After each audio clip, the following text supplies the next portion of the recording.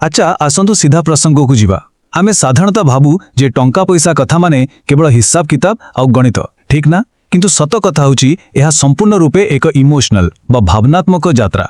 आजिर ही explainer रे आमे एकाठी शिखिबा जे निजर इमोशंस आ खर्च करिवार अभ्यास को केमिति कंट्रोल करी प्रकृत आर्थिक श्रृंखला बा फाइनेंशियल डिसिप्लिन आनी हेबो। यह प्रकृत रे एक मास्टर क्लास भली हवा को जाउची। एटी गोटे बहुत सुंदर कथा अछि। खराब जिनिस सबु बळे जीवन रे मजा नै कि आसे, किंतु भलो जिनिस आसे तिक्तता संगरे। माने बुझी पारुछंती तो? खराब आर्थिक अभ्यास जेमिति कि बिना दरकार रे खर्च करेबा किंबा धार करेबा आरंभरू बहुत मजादार लागे, किंतु जेतेबेले आमे प्रकृत संपत्ति गढ़िबा कथा चिंता करू सेथि पई जेउ डिसिप्लिन दरकार हुए ताहा प्रथमे प्रथमे टिके कष्ट बा पिता लागे। सेटा ही वास्तवता। आउ ए विशृंखलारू बाहरिबा पई हमकु एक सठिक रास्ता दरकार। तेणु आज आमे 5टी पदक्षेप देई गति करिबा। प्रथमे इमोशनल मनी ट्रैप, द्वितीय रे डेडली डेट स्पाइरल, तापरे बजेटिंग हैबिट्स, तापरे सेफ बनाम रिस्की इन्वेस्टमेंट, आउ शेषरे फाइनेंशियल डिसिप्लिन केमिति हासिल करिबा। बास एथिकी क्लियर हेई गले बहुत किछि समाधान होई जिवो। तबे विलंब न करी आसंतु आमर प्रथम विभाग को जिबा, भावनात्मक अर्थर जाल बा स्टाटसर भ्रमरू केमिति मुकुलिबा। एठारे गोटे सत कथा मानिबाकू पड़िबो। मासकू 15,000 टंका रोजगार हो किंबा 5 लाख टंका, जदि इमोशनल हैबिट गुड़िक ठीक नाही सबु बेकार। आम मध्यवित्त परिवार गुड़िकर आर्थिक पतनर सबुठारु बड़ कारण हेउची एही स्टाटस आउ सम्मानर चक्कर। समाज रे निजकू केमिति बड़ देखाइबा सेही इच्छाटा ही सबुठु विपज्जनक जाल। किंतु प्रकृत धनी लोकंकु केबे लक्ष्य करिसंती? पड़ोशी कौन भाविबे सेही चिंतारे सेमाने नथांती। सेमानकर फोकस थाए केवल संपत्ति बढ़ाइबा उपरे। भावंतु टिके एमिति केते थर हुए ऑफिस रे अन्य सांगमानंक पाखरे भलो बाइक अछि बोली निजे जई गोटे लोन करी बाइक किनि आनिले, किंबा ऑफिस रे समस्तंक सांगरे खाप खुआबा पई दामी ब्रांडेड पोशाक किनिले, नहेले खाली निजकू सक्सेसफुल देखाबा पई सबुठारु लेटेस्ट आईफोन टा धरी कोकेले। देखिबाकू गले एसबु केवल स्टाटस मेंटेन करिबा पई करा जाउथिबा इमोशनल खर्च, आउ एहा ही धीरे धीरे आम दरमा को पूरा खाई जाए। आउ तापरे कौन हुए? आसंतु आगकू बढ़िबा आमर द्वितीय विभागकू, दि डेडली डेट स्पाइरल बा भयंकर ऋण चक्र। ए मजा केमिति सर्वनाशरे परिणत हुए सेटा देखिबा। एई प्रक्रियाटाकू टिके स्टेप बाय स्टेप बुझिबा, पूरा फिल्म स्टोरी भली लागिबो। प्रथमे क्रेडिट कार्ड घसी देई गोटे दामी फोन किना गला, तापरे कौन हैला? दरमार एक बड़ अंश सेही मासिक ईएमआई रे पढ़ेला। तृतीय स्टेप रे हातरे आउ टंका नहीं, तेणु नीतिदिनिया खर्च तुलाइबा कष्ट हैला, आउ क्रेडिट कार्ड बिल देबारे डेरी हैला। चतुर्थ स्टेप, एबे सेही बिल क्लियर करिबाकू जाई गोटे पर्सनल लोन नेबाकू पड़ेला। आउ लास्ट रे लोन नेला परे टिके आश्वस्ति लागिला सत, किंतु अभ्यास तो बदलेनी, पुणी सेही कार्ड रु खर्च आरंभ। आउ एही ऋणर जेउ चक्रव्यूह ताहा वर्ष वर्ष धरी एमिति घुरु थाए। भयंकर ना? तेणु एभली विपदपूर्ण खेल खेलिबा पूर्वरु आमको निजर एक मजबूत मूलदुआ बा फाउंडेशन तैयारी करिबाकू हेबो।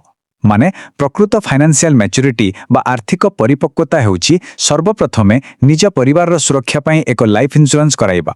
भगवान न करंतु किछि अघटना घटी गले परिवार जेमजी रास्ता को न आसी जिवे, एही सुरक्षा निश्चित करिबा परे जाई अन्य कोनोसी आर्थिक पदक्षेप विषय भाबिबा उचित।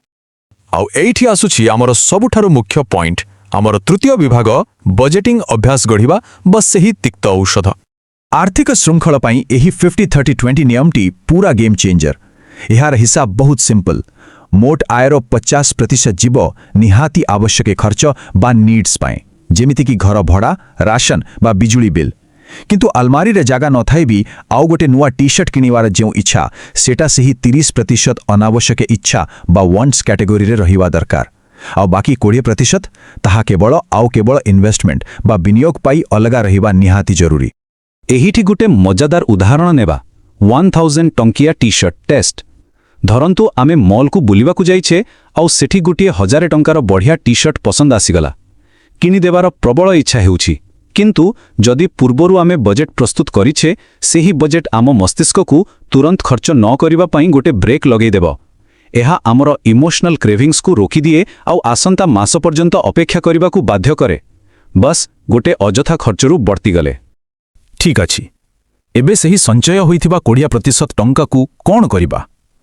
आसंतु देखिबा चतुर्थ विभाग, इन्वेस्टिंग बा विनियोग, सेफ बनाम रिस्की। आमर मुख्य लक्ष्य हेउछि ସମ୍ପତ୍ତି ଗଢ଼ିବା କୌଣସି ଜୁଆ ଖେଳିବା ନୁହେଁ। ସେଫ୍ ଇନଭେଷ୍ଟମେଣ୍ଟ ବା ସୁରକ୍ଷିତ ବିନିଯୋଗରେ କ'ଣ ହୁଏ? ମୂଳଧନ ସମ୍ପୂର୍ଣ୍ଣ ସୁରକ୍ଷିତ ଥାଏ ଏବଂ ମଝି ରାତିରେ ଯଦି କୌଣସି ଇମର୍ଜେନ୍ସି ଆସେ ତେବେ ଏହାକୁ ତୁରନ୍ତ ବାହାର କରିହୁଏ। ହଁ, ଏଥିରେ ରିଟର୍ଣ୍ଣ ଟିକେ କମ୍ ଥାଏ, ପ୍ରାୟ 7ରୁ 9%। କିନ୍ତୁ ଅନ୍ୟ ପକ୍ଷରେ ରିସ୍କି ଇନଭେଷ୍ଟମେଣ୍ଟରେ ଦୀର୍ଘମିଆଦୀ ସମ୍ପତ୍ତି ବୃଦ୍ଧି ପାଇଁ 12ରୁ 15% ବା ତାଠାରୁ ଅଧିକ ରିଟର୍ଣ୍ଣ ମିଳିବାର ସମ୍ଭାବନା ଥାଏ। ସେଥିପାଇଁ ଇମର୍ଜେନ୍ସି ପାଇଁ କିଛି ଅଂଶ ସେଫ୍ ରଖିବା ଉଚିତ ଆଉ ବାକି ଅଂଶକୁ ସମ୍ପତ୍ତି ବଢ଼ାଇବା ପାଇଁ ଲଗାଇବା ଦରକାର। ଏହା ହିଁ ବୁଦ୍ଧିମାନର କାମ। ଏବେ ଏହି ତାଲିକାକୁ ଟିକେ ଧ୍ୟାନ ଦିଅନ୍ତୁ। ବିଭିନ୍ନ ପ୍ରକାରର ବିକଳ୍ପ ଅଛି ଆମ ପାଖରେ। ନୂଆ ଲୋକଙ୍କ ପାଇଁ ମ୍ୟୁଚୁଆଲ ଫଣ୍ଡ ସବୁଠାରୁ ବେଷ୍ଟ, କାରଣ ଏଠି ଏକ୍ସପର୍ଟମାନେ ଆମ ରିସ୍କକୁ ହ୍ୟାଣ୍ଡେଲ କରନ୍ତି। ଯଦି ସିଧା ଷ୍ଟକ୍ସରେ ପଇସା ଲଗାଇବାକୁ ଚାହାନ୍ତି ତେବେ ସେଥିପାଇଁ ଗଭୀର ରିସର୍ଚ୍ଚ ଦରକାର। ETF ହେଉଛି ମ୍ୟୁଚୁଆଲ ଫଣ୍ଡର ଆଉ ଗୋଟେ ବିକଳ୍ପ ଯେଉଁଠି କମିଶନ ବହୁତ କମ୍, ଆଉ ସୁନା ବା ଗୋଲ୍ଡ ତାର ଯୋଗାଣ ସୀମିତ ଥିବାରୁ ଦୀର୍ଘ ସମୟ ପାଇଁ ତାହା ଭଲ ଭ୍ୟାଲ୍ୟୁ ଦେଇଥାଏ। ତେବେ ଗୋଟେ କଥା କ୍ଲିୟର କରୁଛି, ରିସ୍କ ନେବାର ଅର୍ଥ ନୁହେଁ ଯେ ଆଖି ବନ୍ଦ କରି ସବୁ ଟଙ୍କା କ୍ୟାସିନୋରେ ଲଗାଇଦେବା ଭଳି ଉଡ଼େଇଦେବା। ସବୁକିଛି ହିସାବ ଭିତରେ ରହିବା ଦରକାର। ଏଇଠି ଅଧିକାଂଶ ଲୋକ ଭୁଲ କରନ୍ତି। ପ୍ରକୃତ ଷ୍ଟକ୍ ଇନଭେଷ୍ଟିଂ ଆଉ ଇମୋସନାଲ ଷ୍ଟକ୍ ହଣ୍ଟିଂ ଭିତରେ ଆକାଶ ପାତାଳ ଫରକ। ଇନଭେଷ୍ଟିଂ ମାନେ ହେଲା ଭଲ ଭାବରେ ରିସର୍ଚ୍ଚ କଲେ, ଟଙ୍କା ଲଗେଇଲେ ଆଉ ତାକୁ 15 ବର୍ଷ ପର୍ଯ୍ୟନ୍ତ ଶାନ୍ତିରେ ଛାଡ଼ିଦେଲେ।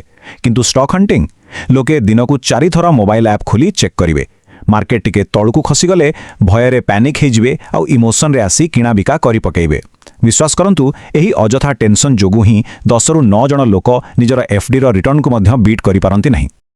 ଆଉ ଏବେ ଆମେ ପହଞ୍ଚିଗଲେ ଆମର ଶେଷ ତଥା ସବୁଠାରୁ ଗୁରୁତ୍ୱପୂର୍ଣ୍ଣ ବିଭାଗରେ, ଫାଇନାନ୍ସିଆଲ ଡିସିପ୍ଲିନ୍ ବା ଆର୍ଥିକ ଶୃଙ୍ଖଳା। ସେଇ ତିକ୍ତତା ଦେଇ କେମିତି ଆଗକୁ ବଢ଼ିବା? ବସ୍ ଏହି ସମୟସୀମାକୁ ଟିକେ ମନେ ରଖନ୍ତୁ। ମାତ୍ର 2ରୁ 3 ମାସ। ଶୁଣିବାକୁ ଆଶ୍ଚର୍ଯ୍ୟ ଲାଗୁଛି ନା? କିନ୍ତୁ ସତ କଥା ହେଲା, ଯଦି କେହି କେବଳ ପ୍ରଥମ କିଛି ମାସର ଏହି କଠୋର ବଜେଟିଂର କଷ୍ଟକୁ ସହିଯାଏ, ତାହେଲେ ସେହି ତିକ୍ତ ଔଷଧଟା ଧୀରେ ଧୀରେ ଏକ ଅଭ୍ୟାସରେ ପରିଣତ ହୋଇଯାଏ। ଥରେ ମାତ୍ର କିଛି ମାସର ହ୍ୟାବିଟ୍ ହେଇଗଲେ ଟଙ୍କା ସଞ୍ଚୟ କରିବା ଆଉ କଷ୍ଟ ଲାଗେନି। ଏହା ଏକ ପୁରା ଅଟୋମେଟିକ୍ ଏବଂ ସ୍ୱାଭାବିକ ପ୍ରକ୍ରିୟା ହୋଇଯାଏ, ଏକଦମ ସହଜ। ଆଜିର ଏହି ଏକ୍ସପ୍ଲେନର ଶେଷ କରିବା ପୂର୍ବରୁ ଏହି ଗୋଟିଏ ପ୍ରଶ୍ନ ଉପରେ ନିଶ୍ଚୟ ଚିନ୍ତା କରନ୍ତୁ। ଆମେ ପ୍ରକୃତରେ ଆମର ଟଙ୍କାକୁ ମ୍ୟାନେଜ କରୁଛେ ନା କେବଳ ଆମର ଇମୋସନ୍ସ ବା ଭାବନାକୁ ମ୍ୟାନେଜ କରିବାକୁ ଚେଷ୍ଟା କରୁଛେ? ବାସ୍ତବରେ ଦେଖିବାକୁ ଗଲେ ଆମ ବ୍ୟାଙ୍କ ଆକାଉଣ୍ଟର ବାଲାନ୍ସ କେବଳ ଆମ ଗଣିତ ଜ୍ଞାନର ସାର୍ଟିଫିକେଟ୍ ନୁହେଁ, ବରଂ ଏହା ଆମର ଇମୋସନାଲ ଡିସିପ୍ଲିନର ଏକ ସିଧାସଳଖ ଦର୍ପଣ। ତେଣୁ ଆଜିଠୁ ହିଁ ନିଜ ଇମୋସନ୍ସ ଉପରେ କଣ୍ଟ୍ରୋଲ ଆଣନ୍ତୁ ଆଉ ଆର୍ଥିକ ଶୃଙ୍ଖଳା ଦିଗରେ ନିଜର ପ୍ରଥମ ପାଦ ପକାନ୍ତୁ।